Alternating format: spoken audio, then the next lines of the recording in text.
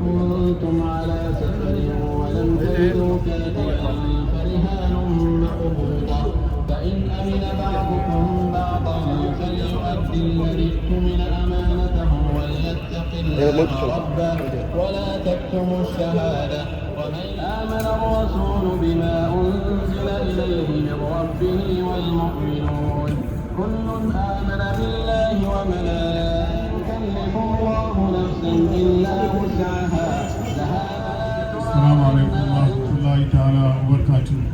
Najin mai martaba sarkin Kenyase Allah ya fito da shi lafiya ya zo ya zamna kan kujerar shi da nkwasohin na musu barka da zuwa ma ina musu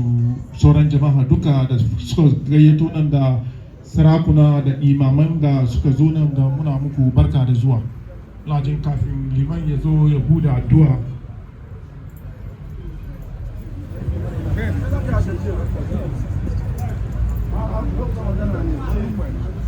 Nana Fredia Ajimai Ababio wannan atenase na pe yempani fonso atenase aya hinfu nyina aiwa ashanterezen omu nyina ewa ha use omu dino ya kase ye boa ye beche nenso eye fiada aye pese ye free he ya na yesa akwa ye asore ntisabre yen semre no ebema imam penyi wadi bibia asise so na fe empaibo no akoso عليكم ورحمة الله تعالى وبركاته. وعليكم السلام ورحمة الله تعالى وبركاته. kafin mu bude wannan babban littafi alkur'ani mu karanta kamar yadda babban sarkin Kiyase ya nemi mu karanta mai alkur'ani ina son a gaya ma sarki ya dake da bin abin da Allah yake so. Imam Penini Edin Kano wachia mpanimfo a yɛhyɛ wɔ hanom efiri yɛ nana ebi biara yɛde no ɛwɔ a yɛ ho Kenyase hene imam si wɔkyia wo ɛma wo mu niyɔ Edin Kano wɔ se ansa na yɛbɛwura Quran mu na ebi akenkan no wɔ asɛm kakra bi a wɔpɛ sɛ wɔde to anim kakra na nyinara a yɛwɔ ha yɛte ase ansa na yɛhyɛ Quran na akenkan. Su gane duniyan nan Allah cikin sarauta shi kusura ma sarakuna a duniya su zama shugabannin duniya. Wɔsɛ Edin Kano wɔpɛ sɛ yɛn nyinaa yɛhu sɛ ahemfo mo tetiw na ɛyɛ sɛ mo ma mo adwene ɛba so ansa na otumfoɔ Nyankopɔn wɔbɛma ahennie aba wiase no na yɛ ɔno na ahennie no mu na wɔyi mu kakra bi ɛdeda wiase a wɔde ma ahemfo a yɛfrɛ wɔn ɔhene ɛne aberebɔfoɔ. Su kuma waɗannan sarakuna shi Allah ya shirya imamai shugabanni na addini da su da sarakuna suke tafiya. Wɔsɛ ɛna ahemfo no nso Nyankopɔn wɔyi amalamfoɔ a imamfoɔ sɛ ɔmo ndi ɔmo nim kan na bibi biara a ɔmo bɛyɛ no ɔmo ndi anim na ahemfo no ani akyire sɛ dabi a ɔmo bibiara no ɛbɛkɔ yie. Muna ma Allah godiya wannan hukunci na Allah gana ba baya muke ba muna gaba a cikin wanga horo na Allah. Yɛda otumfoɔ Nyankopɔn ase sɛ saa ne nhyehyɛeɛ a wɔahyehyɛ ama yɛ no Ghana man yɛn nso yɛde anim paa yie ɛfa saa deɛ otumfoɔ Nyankopɔn wɔhyehyɛ yɛ no. Babu wani sarki a Ghana da yake zaune babban sarki ko na kauyen shi yana da liman da shi da liman suke tafiya. Wɔsɛ ɔhene bi anuɔ ɛwɔ Ghana aman mu anaasɛ kurom yi so di sɛ saa ɔhene abepɔ no kɛseɛ no wɔwɔ maalam a wɔdi n'anim a ɔne no ɛna ɛkɔ benkurom ɛwɔ mu bi biara a ɔmo yɛ mu. Nka koma tudun mu tan tudu dukkan su sarakunan suna da limamai da suke tafiya da kasarsu. Wasi sauko northern region ubetuma kwato se ayemfo ni nyinaa mo omo amalamfo a omo ka omo ho a omo no omo 90 bom. Haka nan ne nan a Shantirigin babban sarkin Otunfo da shi da limamai suke harka. Sana obaye kurum ha yehene yepinini ya papa ya nana Otunfo ọmọ nso bibi biara ọbẹya no wọ invite ọfrẹ amalamfo ẹna ọmọ bẹka ho ẹbọ mpaeɛ ma no ansa na wawura mu. Haka cikin wannan gari mun zo mun nada liman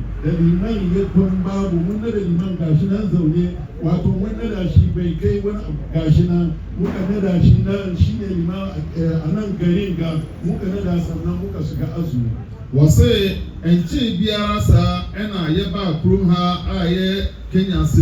kurom ɛbɛsi imam ɛde ma ɔhene nkyɛn biara nti saa imam no wɔka ɔhene ɛwɔ ne bibiara a wɔyɛ a wɔbɔ mpae ɛde ma ɔhene. Haka nan muka koma wajen littattafan da Allah ya saukar da su muna da wato shine at-Taurat wal Injil wal Zabur. Littattafan suna da yawa amma littafi guda hudu Allah ya tabbata su a ban kasan mun kama su mun zauna lafiya. Wɔse sɛ ɛba nhoma a Nyankopɔn wasane ɛde ba fam a yɛwɔ baako ɛnan saa baako nan no yɛwɔ Torah ɛna ɛwɔ Bible ansa na ɛwɔ Injil ansa na Quran ɛka ho. Wɔse sɛ yɛdi nsɛm mmienu ekura saa nhoma yi a Nyankopɔn de sane ma yɛ a adeɛ a ɛbɛnya asomdue ɛwɔ ewiase na atemmuada nso ɛyɛ dwoodwo ɛde ama yɛ. Abin da muke ne da Tauratu Sayyidina Musa da ake kira Musa shi Allah ya bashi at-Taurat. Wɔse sɛ kasa Torah na yɛ Old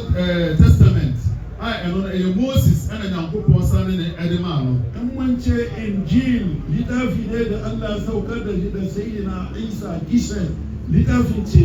na biyu. Sɛ kasa Injila ɛwɔ Arab kasa mu a yɛba a ɛno ne Bible a ɛne ɛkura yi wɔse ɛno nso Nyankopɔn ɛsane ɛde ma Jesus Christ a yɛfrɛ no Annabi Isa alayhi salatu wa salam ɔno nso Nyankopɔn sane saa ɔma ɛde ma no. Akwai Zabur Allah saukar da shi zuwa ga David Sayyidina Dawud shi ma shi ne na uku. Yɛwɔ Zabur ɛno nso Nyankopɔn ɛsane ɛde ma David ɛno nso ɛna ɛtɔ so mmiɛnsa ɛwɔ nwoma a Nyankopɔn ɛsane de ma yɛ. Na hudun su shi ne Al-Qur'anin da za mu karanta a yau. Ansa deɛ ɛtɔ so nan ɛne Al-Qur'an a ɛnɛ yi ɛkura yi a yɛbɛkenkan yi. Wannan an saukar da shi ne ga shugabanmu Muhammadu Rasulullahi. Saa Quran no Nyankopɔn ɛsane ɛde ma yɛ kɔmhyɛ no konkon Muhammad Nyankopɔn hyira ɛne n'asomdwe ɛnka no. Waɗanda littattafai guda hudu da sarakunanmu da duniya inda mun kama shi duniya mun zauna lafiya. Wɔse saa nwoma adohodo anan yi sa anka yɛ ahemfo ɛne yɛ mpanyimfo akukudamfo a mote wiase nyinaa ma ɔmo adwene ɛkɔɔ saa nwoma nan yi mu so a anka wiase nyinaa bɛtena ase asomdue na basabisabea ɛnnim. Saboda shi za mu takaita yau ba lokaci mu yi bayani amma sarki shi ne nake yayi daɗin kai fadawansa sun yi daɗin kai mutanen Kenyase Kur'anin gaba ne wannan gari zai ci gaba. Wɔse ansa na wɔde ne kasa bɛbɛwieɛ no wɔma yɛhene Kenyase hene mmo ani yɔ wɔma otipa ɛne sɛ deɛ ɛnɛ wɔayi Quran sɛ yɛbɛkenkan wɔ fie ɛwɔ kurom mu ɛne wo manfoɔ mu ntam. Wɔse Quran na yɛbɛkenkan no ɛfa wo so ɛne nkurɔfoɔ nyinaa ɛne yɛ ahemfo a wɔatwa yɛn hyia nyinaa ɛne obi biara a wɔwɔ Kenyasema nyinaa ɛyɛ adeɛ a ɛho nhyira no ɛbɛkata no so na asomdue aba kurom mu. Sallu ala nabi karim. Sallu ala nabi karim. Yɛhyɛ aseɛ. بسم الله الرحمن الرحيم الحمد لله رب العالمين الرحمن الرحيم مالك يوم الدين إياك نعبد وإياك نستعين اهدنا الصراط المستقيم صراط الذين بسم الله الرحمن الرحيم ألف لام ميم ذلك الكتاب لا ريب فيه هدى للمتقين الذين يؤمنون بالغيب ويقيمون الصلاة ومما رزقناهم ينفقون والذين يؤمنون بما أنزل إليك وما أنزل من قبلك وبالآخرة هم يوقنون أولئك على هدى من ربهم أولئك هم المفلحون.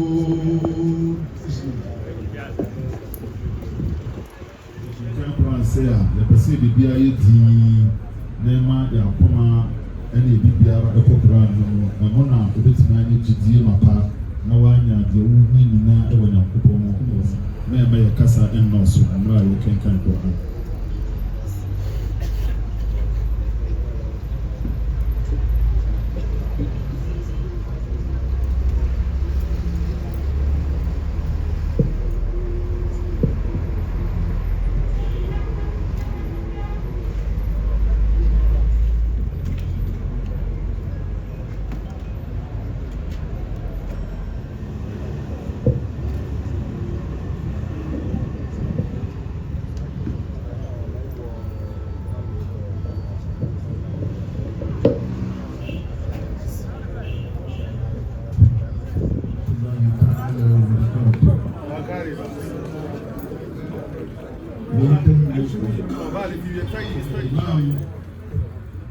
Ashanti Regional Chief Imam Sheikh Zakaria Abdurrahman Suleiman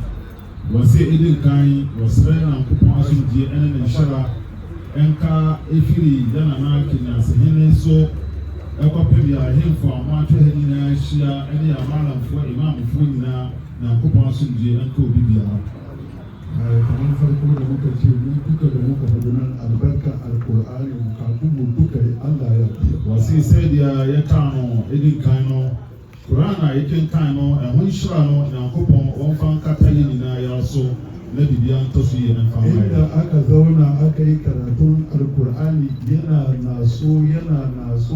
ya fi a shantirage duka baki daya wanga kur'ani da nan wɔse Quran ɛwɔ yi biribi a ɛbɛtena ase akenkan Quran ɛho nhyira ɛne ɛho tumi no Nyankopɔn ɛde hyɛ mu sɛ ɛbɛfa hɔnom no na akɔ akyire nyinaa na akɔka bibi biara yɛwɔ ɛfɔ Quran akenkan a yɛkenkan yɛ no Quran ɛho nhyira no ɛbɛfa hɔ no nyinaa atwa ahyia. komai duka yana da sauri wɔse biribiara wɔ ne fiti aseɛ. anan wato nan kuma shi watufo yana da danshi yana zango dan zango ne amma kaman wato watufo ya haife shi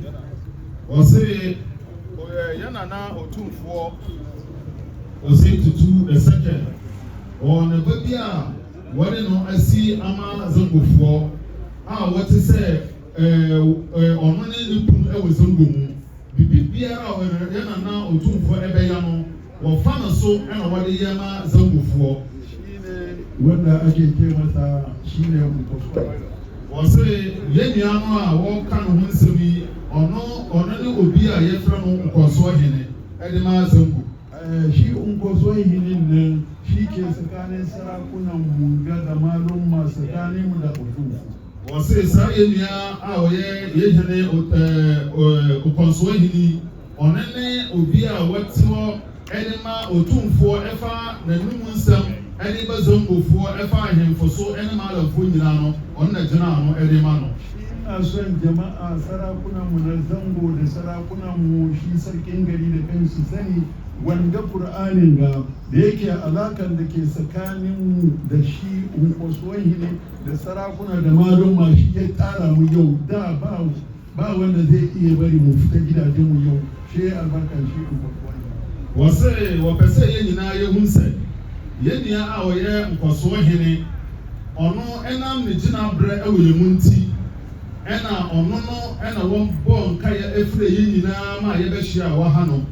ɛnyɛ sɛ ɔno sɛdeɛ wɔte hɔ ɛde ma yɛn ti a wɔse anka obiara nni hɔ a obetumi ato nsa afrɛ saa mmerɛ wei ɛne fie na anka yɛagyae bibi a yɛyɛ saa mmerɛ wei ɛbɛhyia sɛ ɛbɛkenkan Quran na mmom ɛyɛ yɛn hene Kenyase hene ɛne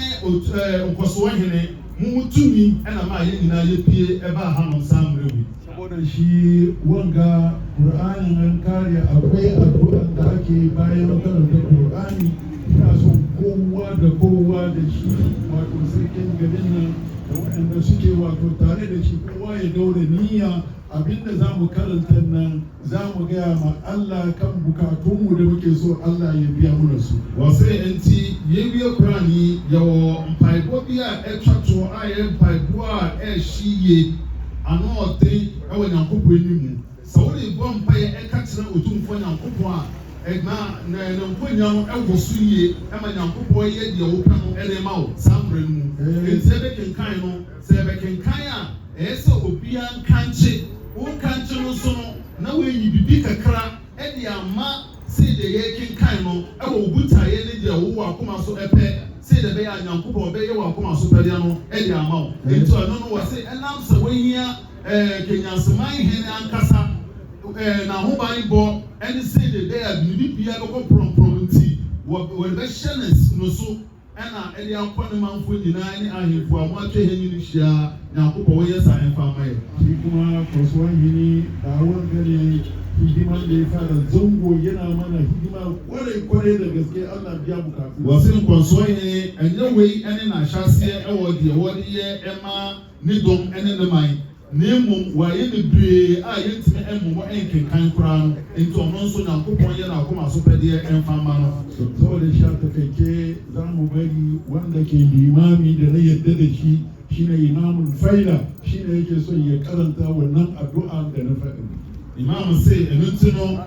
wɔma ne nua ne ba a wɔyɛ imam a wɔgye ne tum wɔgye imam nofoɔ nyinaa ɛtum yie na mmom ɔno no na ɛnɛ yi wɔgye ne tum sɛ ɔno wɔngyina n'anan mu ɛnkenkan saa adoa no mpaebɔ no ɛmfa nyina n'anan mu ɛmfa mma yɛ nyinaa na biribiara ɛntɔ so yie ɛmfa mma yɛ. Wani sakurodi sai a sa cikin hudubar nan saboda shi ya ce ya ba da envelope a ba liman wannan envelope na special ne a ba liman ya sa cikin huduba yau juma'a addu'an da yake bukata bayan Qur'anin nan huduban da aka ce huduban nan na da zafi to ya sa shi ciki shine ya tabbatar mai kamar addu'an nan ya shiga Kenyase ya shiga Kenyase kuma shi ma Allah ya bashi lafiya Allah ya bashi zaman lafiya Allah ya ƙara shekarunsa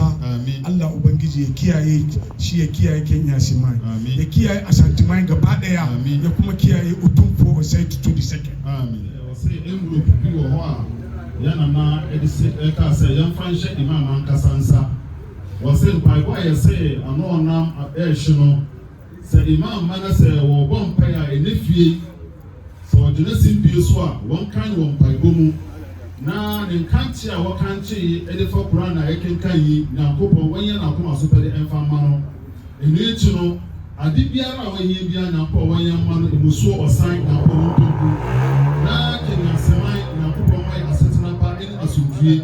Nyankopɔn wɔmma yɛ koroyɛ na bibia ɛntɔ so yɛ ɛmfa mmarɛ na saa mpaebɔ no ɛnkɔ na ɛnkɔdu yɛ nana ebi biara Otumfoɔ the second ɔsɛ tutu the second Nyankopɔn bɔ ne ho ban wɔma no kɔ atenten na asanteman nyinaa Nyankopɔn wɔma yɛ asetena pa na ɛnkɔka Ghana nyinaa ne wiase nyinaa Nyankopɔn wɔma yɛ asetena pa na bibia ɛnkɔ prɔmprɔm ɛmfa mmarɛ na bibia nu a ɛbɛka sɛ yɛwuya nka Nyankopɔn ma ɔmfa saa ne ɛmfa mmarɛ ɛwɔ yɛ abrabɔ mu. Asante kamo correct one kake nti Otumfuo Asante mai so go kɔsoɔ hene yace ya ji dadin zaman ga da aka yi kwarai kuma ya gode ma sarki Kenyase ma jin daɗin zaman da Qur'anin da aka karanta shi ma albarkacin Qur'anin na Allah ya sa ya shafe shi ya ba sarakunan sarkin zango ya ba su miliyan 20,000 ya ba sarakunan council kuma 2,000 ya ba malumma kuma 2,000 miliyan 20 saboda shi ka kuma faɗi da shi ɛyɛ ɔkɔsoɔ hene ɛde ma zangofoɔ wɔsɛ ɔno nso no ɛwɔ ne nkankyerɛ ɛne ne mpaebɔ a wɔhia ɛnam sɛ deɛ watu ne nsa ɛde afrɛ akukudam amalamfoɔ ahemfoɔ ne imamfoɔ ne nyinaa yɛatu bata afiri efie ne abɛka saa ahemfie wei mu wɔsɛ ne ne agye bɛyɛ yie enti wɔntumi ɛnyɛ bibia yɛsɛ sɛ nkwankyɛn adeɛ afa yɛde sika ɛna yɔyɔ ɛno nti no wɔpopo ne nsɛm kakra sɛbio wɔama yɛahemfo no nyinaa wɔ ha no enti ankasa we ni we ye nyina no wa ma ye 4,000 wa ma ya hemfo no sa e na ma alamfo so wa ma ye 20,000 say ye ko ye ni mu a 2,000 sorry ye ko ye ni mu a ye fa emmo mpaye na Nyankopɔ wo ye bibia emfa mo no so na ono so say ye on Kenyase mindtem etia no Nyankopɔ won san chichiro mo ntem emfa nka ho na wo ma basabasabia emfi wo mo ntem na kuriye emno wo mo ntem Nyankopɔ ye sa emfa mo na ji kuma ku irin sabon da aka yi sarki Kenyase ya ce kowa ya zama haka an kare kuma a zuwa sai kowa kuma yadda ya kamata saboda aka tashi shi kaga wani ya samu wani bai samu yo ya ce emise we die na naka ya no wa kama yedina ya temu e wa hoza kasemu ye betena asenso ne atwe na ewo si de obeja e kwa no fefe no Nyankopɔ si de obeye no Nyankopɔ we yo humo emfama inshallah الله تعالى مسيكا والإجابة بسم الله من الشيطان الرجيم بسم الله الرحمن الرحيم الحمد لله رب العالمين الرحمن الرحيم مالك يوم الدين إياك نعبد وإياك نستعين اهدنا الصراط المستقيم صراط الذين أنعمت عليهم غير المغضوب عليهم ولا الضالين بسم الله الرحمن الرحيم قل هو الله أحد الله الصمد لم يلد ولم يولد ولم يكن له كفوا أحد بسم الله الرحمن الرحيم قل هو الله أحد الله الصمد لم يلد ولم يولد ولم يكن له كفوا أحد بسم الله الرحمن الرحيم قل هو الله أحد الله الصمد لم يلد ولم يولد ولم يكن له كفوا أحد صدق الله العظيم وبلغ رسول النبي المصطفى الصادق الأمين ونحن على ذلك من الشاهدين اللهم ارحمنا بالقرآن واجعله لنا إماما ونورا وهدى ورحمة اللهم ذكرنا منه ما نسينا وعلمنا منه ما جهلنا وارزقنا تلاوته آناء الليل وأطراف النهار واجعله لنا حجة يا رب العالمين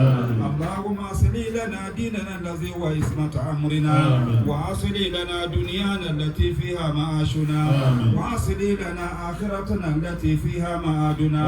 واجعل الحياة زيادة لنا في كل خير واجعل الموت راحة لنا من كل شر اللهم اجعل خير أمورنا آخرة وخير عملنا خواتما وخير أيامنا يوم نلقاك فيه اللهم إنا نسألك عيشة هنيئة وميتة سوية ومردا غير مخز ولا فاضل اللهم إنا نسألك خير المسألة وخير الدعاء وخير النجاة وخير العلم وخير العمل وخير الثواب وخير الحياة وخير الممات وثبتنا وسكن موازيننا وحقق إيماننا وارفع درجاتنا وتقبل صلاتنا واغفر خطيئاتنا ونسألك الأولى من الجنة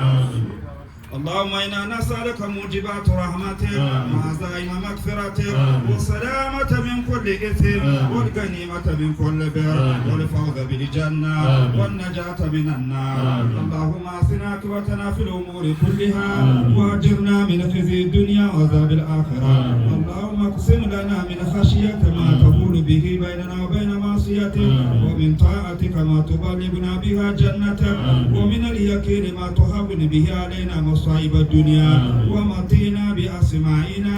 وأبصارنا وقواتنا ما أحييتنا واجعله الوارث منا واجعل ثارنا على من ظلمنا وانصرنا على من عادانا وانصرنا على من عادانا وانصرنا على من عاداك غانما سالما ولا جاهلا إلا علمت ولا عسير إلا يسرت ولا حاجة من هوائج الدنيا والآخرة هي لك فيها رضا ولنا فيها صلاة إلا أنتنا على قضائها ويسرت برحمتك يا أرحم الراحمين يا رب العالمين ربنا آتنا في الدنيا حسنة وفي الآخرة حسنة وقنا عذاب النار وصلى الله على نبينا محمد وعلى آله وأصحابه الأخيار وسلم تسليما كثيرا الفاتحة بسم الله الرحمن الرحيم الحمد لله رب العالمين الرحمن الرحيم مالك يوم الدين إياك نعبد وإياك نستعين اهدنا الصراط المستقيم صراط الذين أنعمت عليهم غير المغضوب عليهم ولا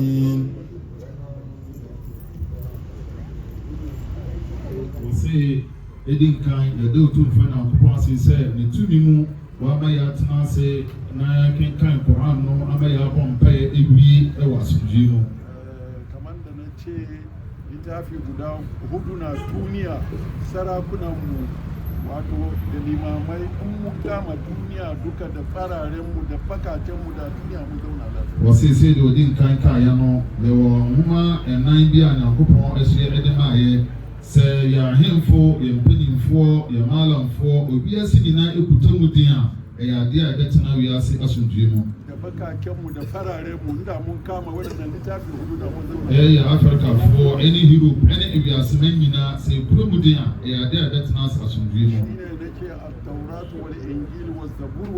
Ɛna ɔkaa sɛ Torah ɛna Bible ɛna Old Testament ansa na Quran ɛka ho. Masu zuwa cikin da sun kama Bible yanda Bible yake su rikan nan wallahi duniya an zauna lafiya. Imam sɛ yɛn a yɛ Christianfoɔ ankɔnmu kura Bible ɛne ɛho nsɛm ɛde yɛ adwuma sɛ de Nyankopɔn sɛ ɔmo mfa nyɛ adwuma no ɛfata a ankɔnmɛ nyinaa bɛtena asomdwee mu. Haka nan kuma musulmai da mun dauki alqur'ani hannu biyu wallahi muka bi abin da Qur'ani ke duniya da za mu. Wɔsɛ yɛn nso Islamfoɔ anka yɛ kura Qur'an mu den na yɛ Qur'an mu yɛ sɛ de Nyankopɔn ahyehyɛ sɛ yɛn kura mu yie a anka yɛbɛtena ase ɛwɔ asomdwee mu. Allah sa waɗanda suke Christian su rika Bible da kyau. Nyame mma ɔmo a wɔyɛ Christianfoɔ ɔmo nkura Bible mu yie na ɔmo mfa mu asɛm no ani dwuma. Musulmai Allah sa mu rika Qur'ani. Ɛyɛ Islamfoɔ nso Nyankopɔn ma yɛn nso nkura Qur'an mu yie na yɛmfa mu nsɛm ani dwuma. Allah ya biya bukatu. Nyankopɔn wɔyɛ obi biara akoma so pɛ ɛmfa ma no.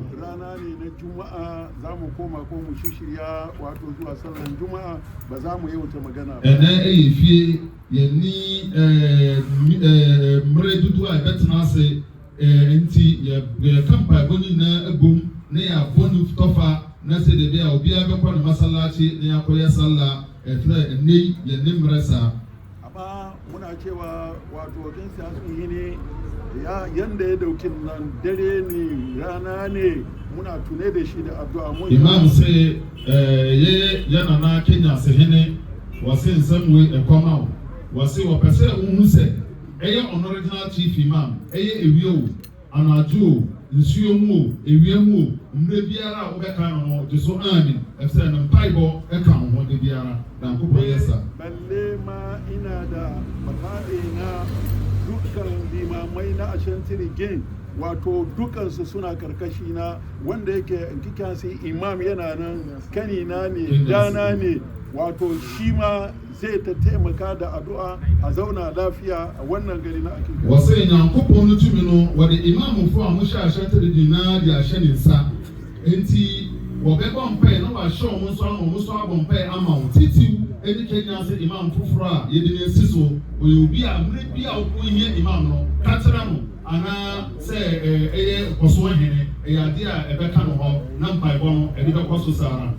Kan haka mutakaita magana sarakuna suna da wani magana su. Wɔsɛ ɛno nti no wɔde ne nsɛm no ɛbɛsi hanom saa ahemfo no bi ɛwɔ nsɛm kakra a ɔmo bɛka nso a ɛnneɛ ɛkwan da hɔ ɛde ma ɔmo ɛyɛ yɛ zango ahemfo no president wɔ hɔ ɛne ahemfo ɛna mu akasa kakra mɛka ne sɛ yɛwɔ me kurom ha ɛwɔ Sabo Zongo a ɛbɛn Mɛnhyia nea minima ne sɛ Mɛnhyia na ɛyɛ ata akɔbɔ mpaeɛ ɛma yɛwura nne ne da a adi kan a yɛafi Mɛnhyia aba kurom ha Kenyase ɛbɛbɔ mpaeɛ ama Kenyase hene ɛne ne man Kenyase hene ɛne ne dɔm ɛne yɛn nyinaa ahyia wɔ ha yɛnyɛ gyidie biribiara ɛne gyidie yɛnyɛ gyidie sɛ mpaeɛ abɔ yi Nyankopɔn atie mu pa a wɔde ne tumi bɛbɔ Kenyase ne so a Kenyase man ɔyɛ kuro a ɛyɛ kadɔbɛ yɛnyɛ a yɛahyia mu a Nyankopɔn ɔne yɛ mmɔbɔ fire boy. One my emblem. The fear, I could feel a couple of fire, I could be a fear. I should blame. Regina, million mind for an name. Edda Malam Fasi. Say, Yaba, your office. Because I need to do some frame. Would you two move a buy? My papa was in the mosque. بالله وملائكته وكتبه ورسله لا نفرق بين أحد من رسله وقالوا سمعنا وأطعنا غفرانك ربنا وإليك المصير لا يكلف الله نفسا إلا وسعها لها ما كسبت وعليها ما اكتسبت ربنا لا تؤاخذنا إن نسينا أو أخطأنا ربنا ولا تحمل علينا إسرا كما حملته على الذين من قبلنا ربنا ولا تحملنا ما لا طاقة لنا به واعف عنا واغفر لنا وارحمنا أنت مولانا فانصرنا على القوم الكافرين. Chabe, edi kan, edi asidama ala. Se ene efi da konkoni. Onam ya meba zongo kuswahili so. Ama chief Imam ene ahemfo deda me ankasa me ma ne me nana no nyina no abehia ahemfia ha asrem paibo ama me ne Kenyase man ama bia ka Kwabre man ama bia ka bia me nua panyin otufo sietu abebio ya santimai ene Ghana man panyin no ka se ala o sha o mo papa ala o sha o mo papa ala o sha o mo papa na empire boy wonye nyina ya kuma so abusade emai na de mesa kan ne se de na ohina wadanzo go for ahemfo nyina no e kasa no mo se ye nyina ya ye ade baako nti mesre se bibia asantima mu ye beyi bia no obo nyina fa mo paibo no ma ho de mwa na asante ne Ghana empija na de mesa so mo ne se ehihye a yehihye fa Kenyase ne Kwabre Homecoming hoyi na ya ade a esefata se enne dai omoso ba no be sere paibo mai ebotayi ni nyina ne se bebe fro fridi adwai kwa apro ye hu se Kenyase ne Kwabre ayekese nso ye nyina be bibi adidi a je se yekọ edwom ne Dr. Bensa ama ho nyina so ede ahokyeraba enti yame ne nanam ne alade to makoma so se ehwe se bitibesi edwa eye sonko ede ama Kenyase ne Kwabre ama ye nyina so ye ho atoye ewo Kwabre ha no enti se bo ankasa mo kohwe edwa nyame na me so ne me bai ne adofo so ebo ame yesia enya apata edwa ye flow so sisi ya e utre mo to ade a ewia nka esuo enka eno ho ena yesa aye Homecoming abo afode de abo edwa no se de ebewi epeye nti ye edwa da ewo ye de min ena ye nyina ebe se ahia school park no so de abo afode na ya se Nyankopon ne ala na wa ma yebie ne asade akotoa dwumano so na hye nyame edmonam the message say ko ha yinyina yesa ameboa ye nyina ni dwumano den hye nyame ne ala edmonam beda chief luma mase papa beda na say ne paibo the future ne saba wakanyina so be sre ala sa wo manu katenten no transenche na da pia ananuma sama ebeba no ala o manu ebra mu mai na mi sha obi a wo ha bia ala sha obi bia wasi so Monica Sito واغفر لنا فإنك خير الغافرين آمين وارحمنا فإنك خير الراحمين آمين وارزقنا فإنك خير الرازقين آمين واهدنا ونجنا من القوم الظالمين آمين وهب لنا ريحا طيبة كما هي لك في الملك آمين وانشرها علينا من خزائن رحمتك وعملنا بحمل الكرامة مع السلامة والعافية في الدين والدنيا والآخرة إنك على كل شيء قدير سبحان ربك رب العزة عما يصفون وسلام على المرسلين والحمد لله. صلوا على النبي الكريم. kowa gaisuwa ne na godiya na ban girma na ebecha mpemfo ti mpemfo nyina asori ya kasa yana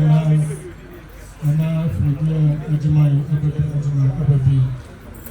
Yakase Nana Sede Nana Eka. So Ajumadi Ashasia Nimenda Ekamu. So Ajumadi Butare Kesia. Ajumadi Ewo Butare Kesia. Any Ega Nana Eka se Yeba Beshi. Diama Kenyase Mai. Senabaya Sergei Ebe Ega. Kwabre district nyinara edimu ebesine egabiara Sergei bibia ewom enye dwa keke sene nana ekaye no ebeye ega ebeye bibia edi efrim sene beya ebeye kama enti sa butaye sene beya butaye ebeba mu no ise ye nyina ye bisom sene nana eka na sa dwumadi nyina no epompo so eyeda eyedwada ye Kenyase pa so Dajuada no bibiara e fremu fo nyinara ehiam wo ho se mo ba abeta dwumadie n'echi na mudi musika abeta dwumadie n'echi na dwumadie no etimi aye nkosuo na sa dwumadie yi eno na beboa enye edwa no ko ana nana esi vocational training center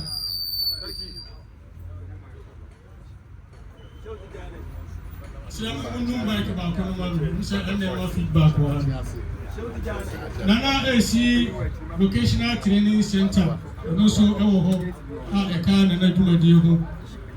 no achi no Nana esa AC ye hospital eka na dwumadie a opese wo si ho ena community center baby a ye bodwa ye nyina ye be hia mu ne ye bodwa no so Nana eka na dwumadie a opese wo si ho esa dwumadie nyina entimi maso abra enye sikasem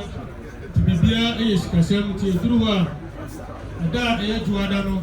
sadia ye nyina besi aba ha fofefe no ye nyina so ye momode se ada juada no Kenyase park so no hoda dwumadie nyina de pompo so no ebe kwa kowi ti besere jamaa ni nyina eduruwa umra na umebwa na efa Kenyase pro no atwa Kenyase nyina esiano ni nyina na boabo ho se sada ni baba betia odoso ko edi ama yana ni baba abe supportu edumadia na edi no ni nyina ya krado se eduruwa inshallah ya baba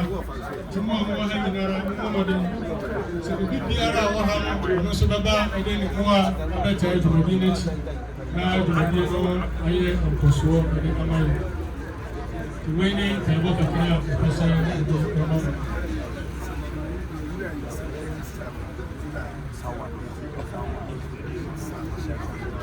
yo sabre yana na chia girma Kenyase ne da shi da Ashanti Zone Kwaso ne ke gaisuwa kuma Alhaji Abdullahi Adabari yana introduction yana nuna mai sarakunan mu da malumman mu Allah ka ruɗe ibadunmu Allah biya mana bukatunmu ubangijinmu Allah da ya kama a gabi giri mai girma mai albarka na bukin bude kan kasuwa na ci gaba da aka samu a cikin Gwanga unguwa shi ne mafarin da sa wa aka wata alƙalƙa tun da ya zo hidiman da yake yi abubuwan da yake yi shi ma ya ga cewa mutanen garin shi ko mutanen jama'a da ke karkashin shi sun ci amfani shi sun more shi su ce zamanin shi ya yi kyau shi sa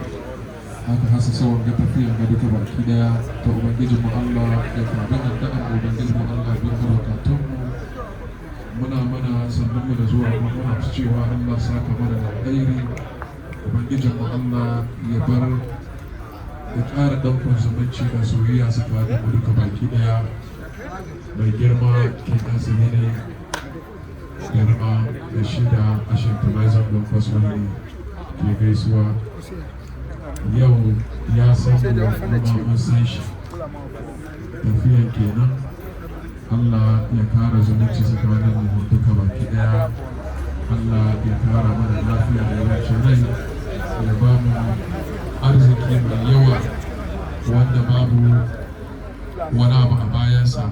Ubangijin mu Allah ya mana haka, ya biya mana bukatun mu, dukkan muna bukatun mu Ubangiji, kamar yadda liman ya faɗi, Allah biya mana bukatun mu, Ubangiji mu Allah mana yadda muke so. Alfarmu Muhammadu Rasulullahi sallallahu alaihi wa sallam.